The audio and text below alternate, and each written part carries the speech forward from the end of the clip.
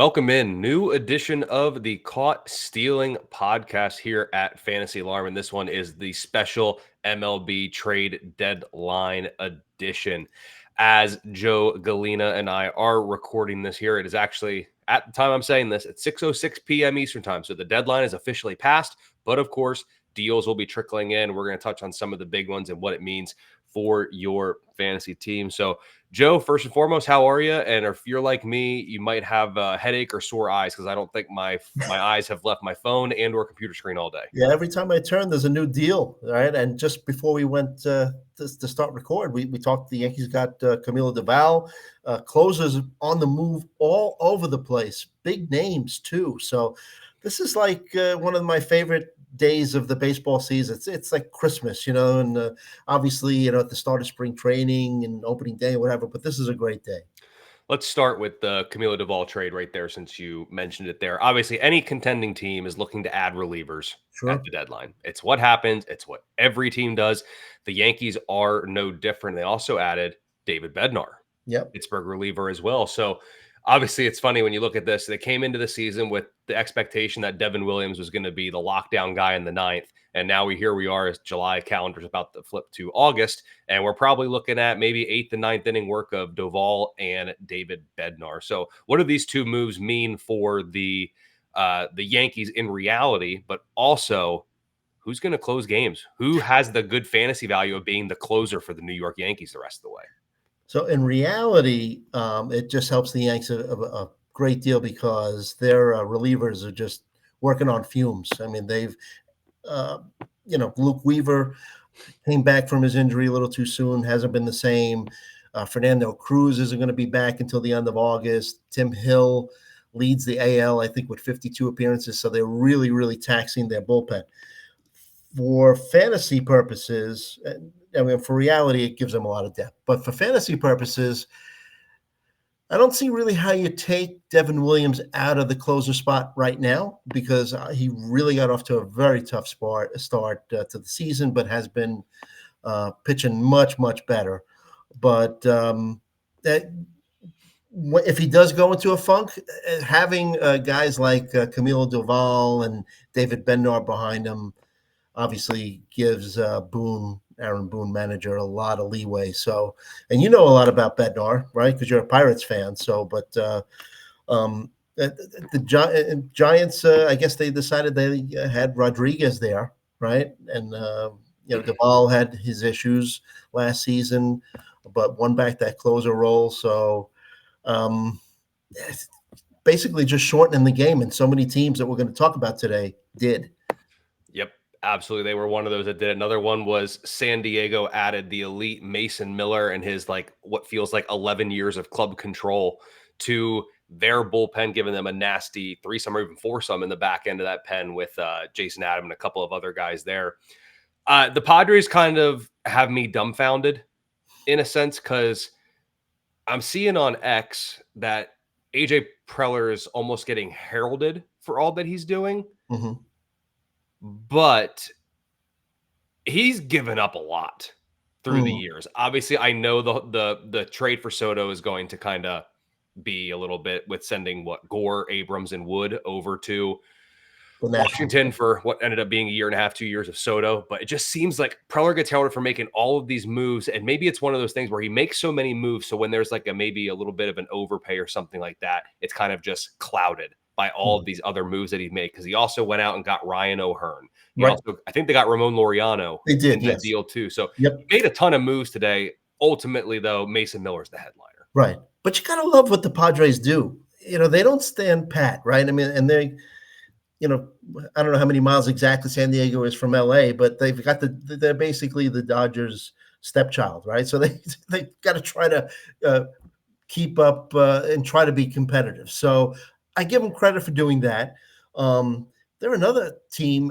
Robert Suárez was supposedly he was on the block from day one, right, from opening day. But now look at what they have in that bullpen. It's just amazing with Miller, Robert Suárez, Morton, Jason Adam. I mean, they're another team that basically, if they go into the sixth inning with a lead, you're in trouble.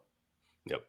And it'll be interesting to see how it plays out for them. Because it was interesting. I was seeing on X and stuff, they were talking of like, hey, they brought in Mason Miller and JP Sears. And I know I've crapped a lot on JP Sears this year and loved stacked against him, but him going to San Diego could be good. He's pitching a lot better of late, and just getting him out of Sutter Health Park. Absolutely. Yeah. Arguably top 3 hitter park to arguably top 3 to 5 pitcher park. Right.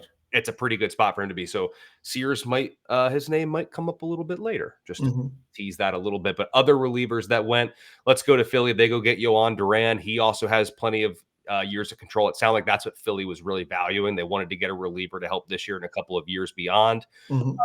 Obviously, Duran goes from Minnesota to Philly. What does this kind of do for his fantasy value? How does him coming into the Philly bullpen shake it up? But honestly, in reality, great move for Philly.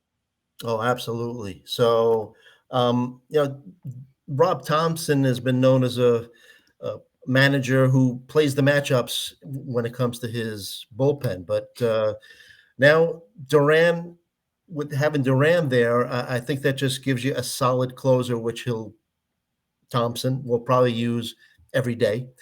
Still a lot of depth there. You know, Jordan Romano, who was supposed to be the closer at the start of the season, he just moves down the depth chart. They still have Orion Kirkering and Matt Stram. You know, I think that it's a good move for Duran because Rocco Baldelli was another manager who kind of was, you know, the way he used his bullpen was a little odd at times. So I think it's a good move for Duran for his fantasy value. You know. Yeah, absolutely. It's a good team to go to. They're winning games and should continue to win games going on there. We go to New York. Talk about a luxury here. Other New York, the other team, not your Yankees, but Edwin Diaz has a 1.48 ERA on the year, as I'm looking at over here. 2.46 expected ERA, a FIP that's below 2.4. His strikeout rate sits at 38.1%, 23 saves, only 2 blown saves. So obviously, what do the Mets do? They go add Ryan Helsley, who has a combined 70 saves since the beginning of 2024. The Cardinals gave him up. Helsley's going to go there. Let me just ask it point blank. I don't think they do it, but I'll ask you, do the Mets dare take Edwin Diaz out of the 9th inning for Helsley? No. I don't think so. Yeah. And as you know, looking at Helsley's numbers, you're right, you know, with all the saves that he's had, but the way he's performed this season, he seems like he's more of a lefty specialist right now when it comes to, you know, the splits that he has. He's already given up 4 home runs, gave up just 3 all last season. Fastball. I was shocked when I saw this, Kobe. 406 batting average against his fastball. So don't get me wrong. I love the move for the Mets. Gives them a lot of depth. And don't forget, they also got Tyler Rogers, too, right? Great setup man. Good numbers against both righty and lefty bats. But I think Diaz is the closer there. There's no chance of Helsley taking over there. Could we make the argument that of any deal at the deadline, from a fantasy perspective, Ryan Helsley's fantasy value took maybe the biggest hit? Absolutely, yeah, because you know, he was clearly the closer in St. Louis, and not so in New York.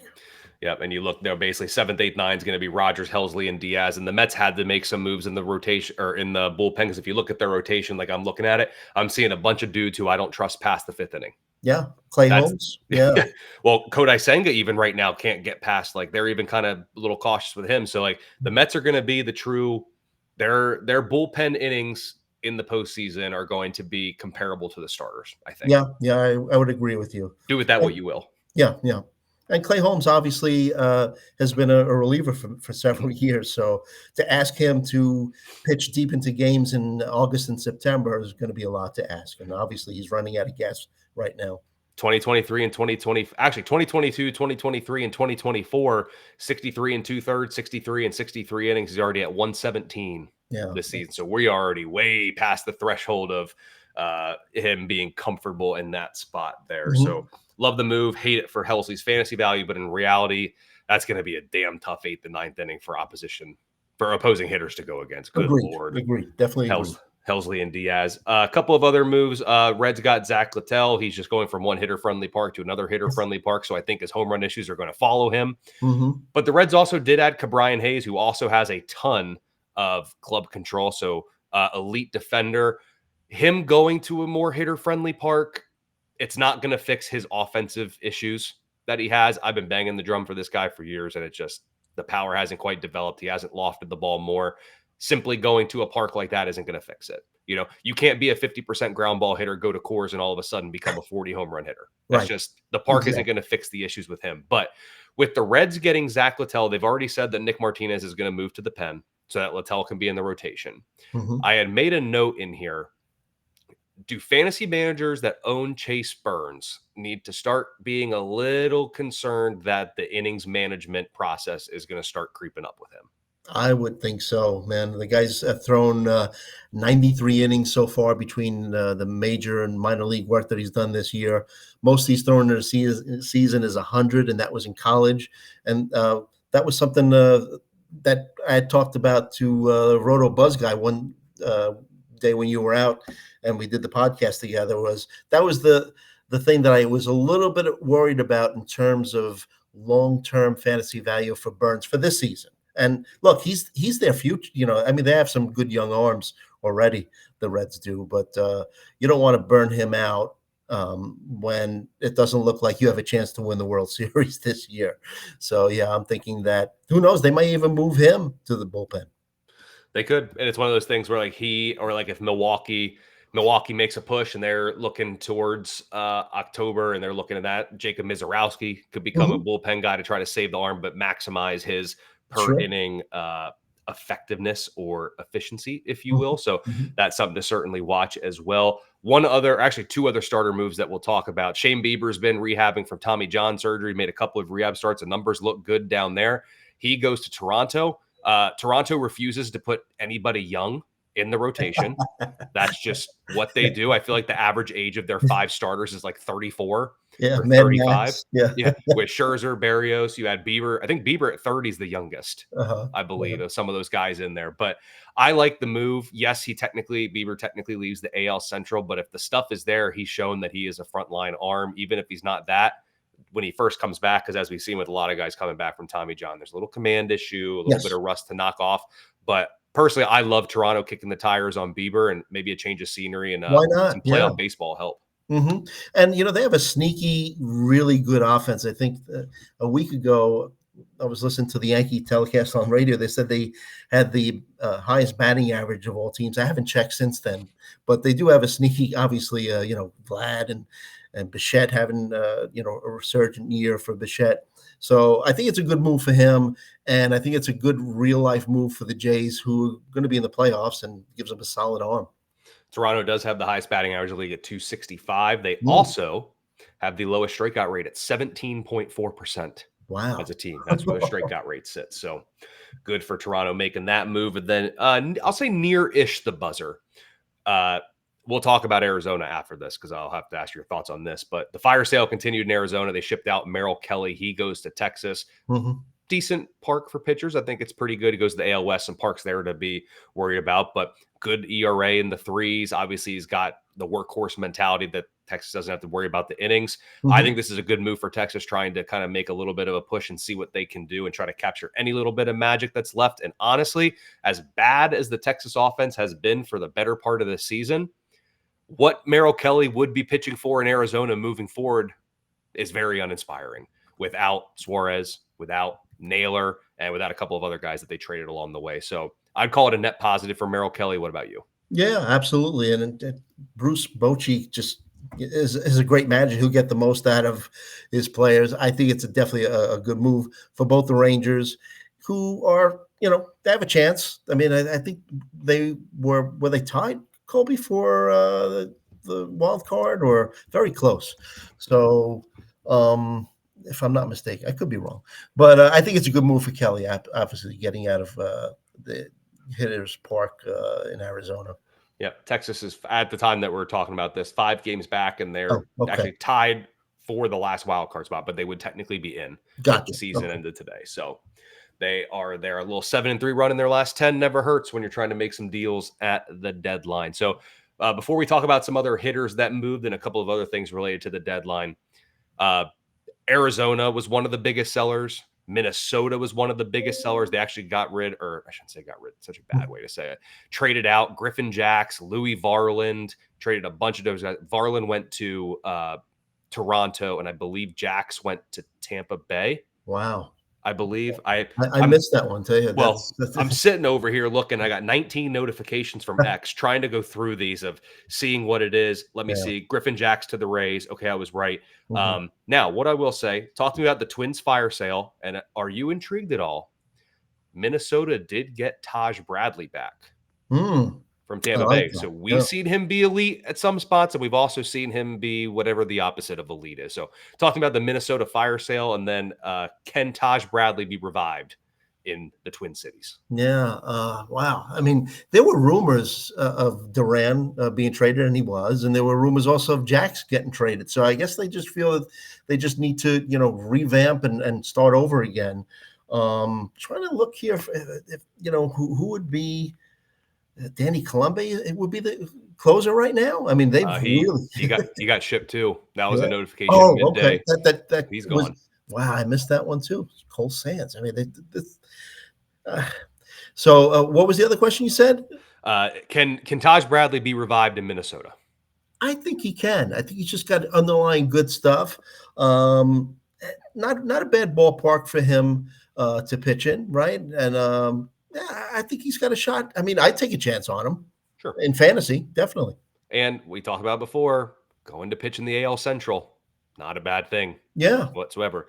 That's a good spot to be in. One other pitcher move that I really like, Tigers get Charlie Morton. Good old Uncle Charlie pitching much better, much better. Absolutely. Yeah. After a rough start to the year. Let me read you a couple of these other pitcher deals and tell me if any of these kind of strike you as intriguing. But we got Charlie Morton going over to the Tigers. Nestor Cortez going out to San Diego. We have Danny Colombe went to the Rangers, so that'll be another bullpen arm for them there. Yankees also got Jake Bird. Love that guy. Love that. I like that one, yeah. From Colorado. And then the Royals got Bailey Falter from Pittsburgh. And the Red Sox got Dustin May. Yeah.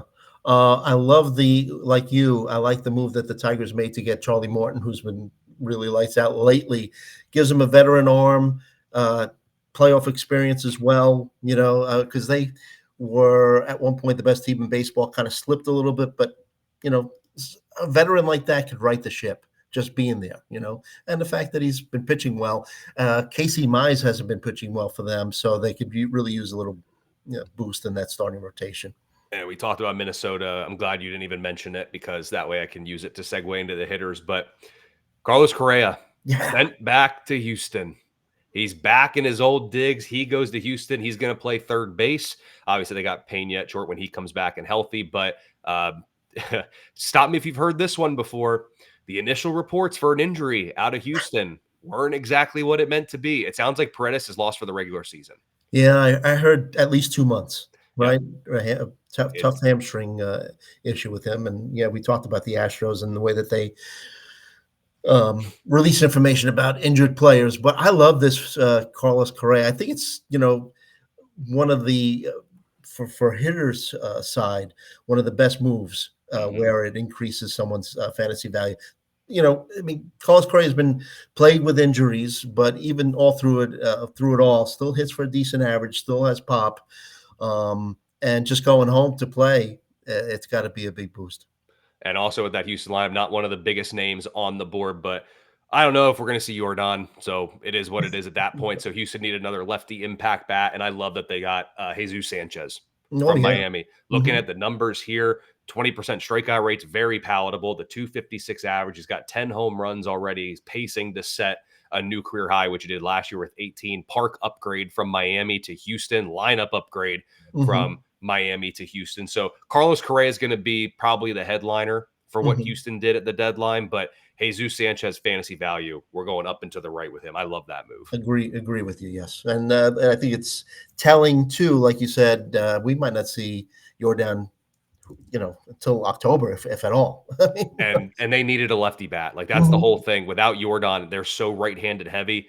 So at least this, when they do get Jordan back, they can at least have a couple. But if not, at least they have Sanchez in there to kind of fill the gap till Alvarez comes back. Before we go to New York, let's look at Seattle. Eugenio Suárez. Basically, they made a deal with the Diamondbacks, and it was just so good that they had to come back a few days later and do it again and get Suárez. But Seattle, I've kind of picked at their offense a little bit all year, but now they're going to have the heart of their order 2 through 5 or 6 is going to be Cal Raleigh, Julio Rodriguez, Eugenio Suárez, Josh Naylor. Like, Don't forget Randy Arozarena and too. Randy Arozarena. Then you got JP Crawford and Jorge Polanco on the bookends of 2 through 6. So like, Yeah. I mean, So, they're running it back with the same dudes, but you got to respect it. oh, absolutely. And with the American League in general, like we know that there are, maybe 3, maybe 4 top teams in the NL, just in real life baseball now we're talking, right? Mhm. Dodgers, Mets, Phillies. But I think it's anyone's guess as to who's going to end up in the World Series for the American League. And, Mariners always been a pretty good pitching team, but now what they've done for their offense, pretty well balanced. And I think they could start to creep up as favorites to go deep into the playoffs. And you start to look, if they can score runs, I mean, you're hard pressed to find if that rotation can get healthy. Yeah. George Kirby, Logan Gilbert, Brian Wu, Bryce Miller, Hmm. they're not hurting for starters, and they're guys that they can trust deeper into games. And they got Andres Munoz in the back end, so the bullpen's even pretty solid. But yeah, it'll be interesting to see kind of how that plays out. But like what they did, getting Suarez to bring him back, another move. Cedric Mullins goes to the Mets. He was long flirted to kind of be dealt at the deadline here this year. What do you make of Mullins going to New York? Obviously, they have a surplus of talent there, or maybe even on the Baltimore side. Does Mullins' departure give any fantasy value one way or another to somebody? Well, I like it for the Mets. I mean, gives them lengthens their lineup. Little pop, little speed still left there. The batting average has been declining for the past 3 years for Mullins, but decent defender in center field. And Starling Marte still got something left, but the power is gone. He still hits for average, still stealing bases, but Mullins gives you a little bit more power there. So, and with the Orioles, they're just basically a mini fire sale, right? With Laureano and O'Hearn gone and Mullins gone now too. So it's amazing how the Orioles a couple of years ago looked like they were going to be a team to be reckoned with for several years, and Mhm. how with all those young players, it hasn't panned out yet. I'm not writing them off for the next couple of years, but just shocking to see how they've regressed so quickly. Couple of other hitter moves as I'm looking at it here just throughout the course of the day. Mike Yastrzemski goes to the Royals. Let's see here as I'm scrolling through. That one's just a tweet that I don't know who they got. Let's see. I had them saved here earlier. Now I just got to pull them up.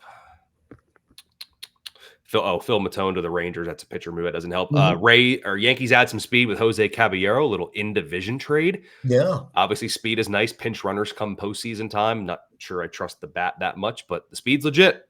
Yeah. Agreed. Agreed. That is for sure there. It seems like so basically this deadline, as I continue to kind of look through here, was definitely headlined by relievers Hmm. and honestly pretty notable hitters. Like the starters that we saw move outside of Merrill Kelly and Shane Bieber, was there really that notable of a starter? No, and we expect. I think a lot of us expected Dylan Cease to be moved, but instead of being sellers, the Padres looking to compete. So Cease is still there. Yeah, I was a little surprised that more like Mullins held on to Alcantara, right? Yep. So yeah, you're right. I mean, obviously, and does happen year after year. The bullpen moves take precedence a lot in these at the trade deadline. Yeah. Always like to see a little bit of star power in the starting pitcher market go, but wasn't be this deadline. This one was Right. all about relievers and star hitters. So you just mentioned the Marlins. They have been flirting and throwing out Edward Cabrera, Sandy Alcantara, but of course, neither ended up being moved. So I want to pose a question to you here. This deadline coming into the season, we were basically not we as in you and I, but we, the collective, fantasy baseball community, basically said the stars of the deadline are going to be Luis Robert Jr. and Sandy Alcantara. Yeah.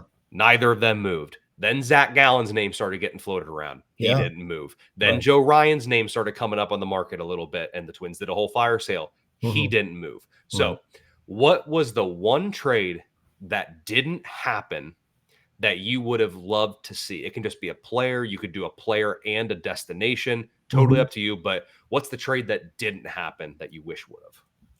I hate to go back to what we had talked about last week, but I really would love to have seen Luis Robert play for a contender and get out of Chicago. And unfortunately, as the trade deadline came closer, I thought he had some kind of a groin issue, and that might have, because the Mets were talking to the White Sox about him. So I don't know if the White Sox were asking for too much for him, or if groin issues tend to linger sometimes, and Mets want to win this year, and they don't want to trade for somebody who's going to be on the IL. So yeah, I would have loved to. I want to see Luis Robert play for a contending team. Yep. If I were to do mine, I'll go with a hitter as well. I don't know if this ever really would have happened, but I just would have loved to see it. I would have loved to see the Yankees get Brandon Lowe from Tampa Mm, Bay. Put mm, that lefty power in Yankee Stadium absolutely. with how Yeah. good he's been to open the year, 19 homers, a 272 average, maybe a little bit of regression could be in store there for him. It'd be the first time since 2020 that his BABIP's been above 300, but Mhm, he's been phenomenal this year. So I would have loved to see that. Basically, once the Yankees were committed to Jazz going back to second, the Lowe deal was probably never going to happen. But mhm, hey, I came up with the segment. What trade did I want to see? That was the one that I wanted to see, and mhm. it didn't happen. I know I said one question, but do you have a pitcher one that you would have liked to see? Cease. I would have loved to have seen Cease go to the Yankees. His ERA is high, but still has good strikeout numbers. Still has decent control. So I think that not only did the Yanks need to bolster their bullpen, but to get that extra starter headed into a playoff run, if the Yankees even make the playoffs, but they probably will. But I would have loved to have seen Dylan Cease in pinstripes. As much as it would have pained me, I would have been very happy for Mitch Keller to get out of Pittsburgh. Mm, Go pitch for a contender, go pitch for a winning team. And honestly, let's open a roster spot so they can maybe call it Bubba Chandler. mhm, mhm, Let's stop. Insert. I wish I could have put like a sound effect of like a bleep noise. Let's stop bleeping around and call the kid up. mhm. Like at Yeah. this point, What do you what have more to does he have lose? to show? Yeah. Exactly. Literally nothing. There's Yeah. literally nothing for Pittsburgh to lose. They've already lost. I don't even know. What am I looking at here? 62 times this year. They are Mhm, 8-2 in their last 10, though. So I'm just saying. But yeah, call the kid up. I feel like it's been since May that, like, in the Discord, which if you are not a member of the family, join today, get access to the Discord where you can pick our brains to help your teams. But I feel like it's been since May that is Bubba Chandler coming up soon? Is Bubba Chandler coming up soon? Oh, God forbid he walked one batter. That sets him back 3 weeks now from mhm. coming up. Like, that's what it just feels like. It feels like there's some sort of Pittsburgh like has a deal of every batter past one that you walk in a start delays your promotion by 2 weeks. As And a he had that Pirates rough fan stint. as a Pirates fan, do you wanna see the, current ownership sell? Do you think that they're the issue, or is it just, you know Oh, they're 100% a part of the blame. I don't know if all 100% is on them, but I mean, it doesn't necessarily have to be new ownership. It just has to be a shift in the ideology. Mhm, Like, you can't go into the season having all this money and then you're going to pump up the big free agent acquisition is Andrew Heaney. mhm, Like, those days are done. Like, it's every day that you have Paul Skeens now, you have a legitimate chance to win one of every 5 days. Call it Bubba Chandler. If he's good, if you can get a dominant 2 rotation, obviously they just traded away Bailey Falter, but like, you can't have Skeens and Chandler, your Lamborghinis and Ferraris, followed by a bunch of broken down. I don't want to shout out a bad car in case mm. Ford wants to sponsor at some point, but like a broken down Ford Focus. Right. Nothing against Ford Focus, great car, Mhm, but mhm. it's broken down doesn't help as much. But there just needs to be an ideology shift. They have to spend up and try. That's Yeah. ultimately what it is. So those are some moves that we want to see. Let's talk a little bit of waiver wires, players that gain some value here. Honestly, the cheap answer is going to be you have the closer report coming out. Has this week's already come out? It's already come out. I think I'm gonna have to update it after, it came out on Wednesday. Today's Thursday. So I think I'm gonna have to do a big update to it. But I do update the grid as moves happen. So I mean, even as right before we started recording, the Doval news happened, so I haven't had a chance to update that yet. But yeah, so that'll happen. So check out the closer grid, because that is where you can already get so much fantasy value. Because like, go to Pittsburgh, David Bednar's gone, Dennis Santana is the easy step in closer, Yep, right? yep. Isaac Matson's another guy to keep an eye on too. But Yep, I saw. Yeah, there's going to be so many saves that you can pick up here, and especially if you had Ryan Helsley, you're looking Yep. for some saves, my friends. Yeah. Helsley was traded. You said Maton is gone, so look out for Jojo Romero right there. I mean, he's closed a couple of times for the Cardinals in the past. Spot saves he's gotten, but who's left? Yep. Some guys on the waivers. I'll throw out a few here. I'll start with the hitters. In Pittsburgh, with Cabrian Hayes gone, Liover Peguero seems like a guy who could get every day at bats, at least for the foreseeable future moving forward. And Ramon Laureano gone from Baltimore. Ryan O'Hearn gone from Baltimore. Once we get to that point, Baltimore's basically done. So once they get to that point of it doesn't impact eligibility, if you have a roster spot, I would pick up Sam Basallo, because he's got, if you look at ESPN, he's got catcher and first base eligibility, which is kind of nice. But then if he comes up this year, he's not going to get 20 games behind the plate, and we're going to lose that for next season. But legitimate offensive freak. The numbers have been good since he returned from, I believe it was a wrist injury. Don't quote me on that. But Sam Basallo is a guy, if you have a roster spot to basically hold for an upside player, he's someone I'm looking at. I think the call up is going to come sometime soon in Baltimore. I like it. I'll give you one hitter that doesn't really have to do with what happened today in fantasy, but Miguel Andujar, third base outfield eligible, has been great versus lefty pitching, but over the past 2 weeks, just playing just about every day. And that ballpark that the Athletics play in, hitter's ballpark. So I think that he's worth a look if you need help at a corner infield spot, fifth outfielder. 298 batting average, 765 OPS on the season. Should I give you a pitcher that I think that would be a good stash? Sure. I will note, because I missed this one. I forgot to say it earlier, but Andujar was dealt. Oh, okay. Wow. But I got good news. Going to another hitter-friendly park. He went to Cincinnati. I was going to say, it's either the Rockies aren't making any moves. It's got to be Cincinnati. Yep. So he goes to Cincinnati. So playing time it'd be interesting to see how they do it there, but another great hitter's park. And you're absolutely right. He's been great this year. Yeah. So fallout from the Yohan Duran trade is Mick Abel was traded to the Twins, right? So I'm thinking that a good stash is going to be Andrew Painter. Through 6 1/3 innings for the Phillies AAA team the other day, gave up just 1 run, 7 hits. So if the Phillies do need to call up a starter, Painter could be the guy they call up instead of Abel. And if you go to the Rays, obviously they got rid of Zach Littell going to Cincinnati. They don't have a choice but to leave Joe Boyle in the rotation. So Joe Boyle is a guy that I'm looking at. The strikeout numbers have been decent this year. I know they've been buoyed by 1 or 2 pretty strong ones, but got good velocity on the fastball. You'd like to see some more ground balls, but I like Joe Boyle. He's a guy that I'm looking at, pretty widely available in most formats, because his value was kept down because he was basically he was Drew Rasmussen's wingman, basically, to get through to that 5th or 6th inning when they were capping Rasmussen at 2 or 3 innings there. So Joe Boyle is a guy that I am looking at here. I'm making sure one last sweep that I didn't miss any last-minute deals that came through pretty late. We said the Griffin Jacks for Taj Bradley swap. The Rays got Adrian Hauser. I guess he's going to start for them. I'm petrified of him at the minor league park there. So good luck with that one, Adrian. We'll see how you do there. I mentioned the Dustin May trade. That's a guy that I thought was going to be an easy strikeout per inning plus strikeout guy, throwing a frisbee to the plate, and it just hasn't amounted to anything. But Boston's going to try to do that reclamation with almost like broken type pitchers from other teams that they try to come in.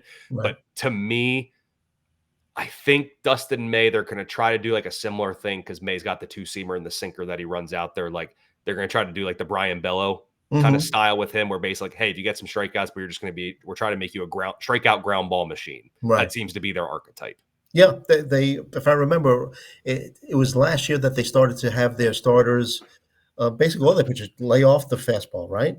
So, they're pretty interesting the way they handle their pitchers. So, Yep, it'll be interesting to see. But the trade deadline never disappoints. A ton of big news. Make sure you go over to fantasyalarm.com, subscribe, become a member of the family today. You get in the Discord. We can help you answer any questions that you have with your teams, help you out for the stretch run. And of course, hopefully soon, not trying to get Joe to work over there, but that closer grid can get up to date. You'll need to know who you can pick up, like Jojo Romero in St. Louis, Dennis Santana in Pittsburgh. Where are the saves going to come from the rest of the way? And once again, I'll apologize for anybody that has Ryan Helsley. I apologize for what you have lost at yes, the deadline. yes. So, but can't say we didn't expect it.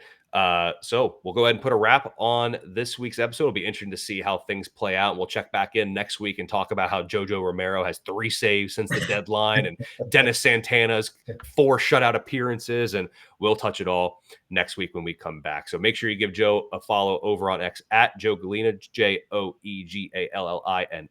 You can find me over on X at Colby R. Conway, and we will see you next week with the newest edition of the Caught Stealing podcast here at Fantasy Alarm.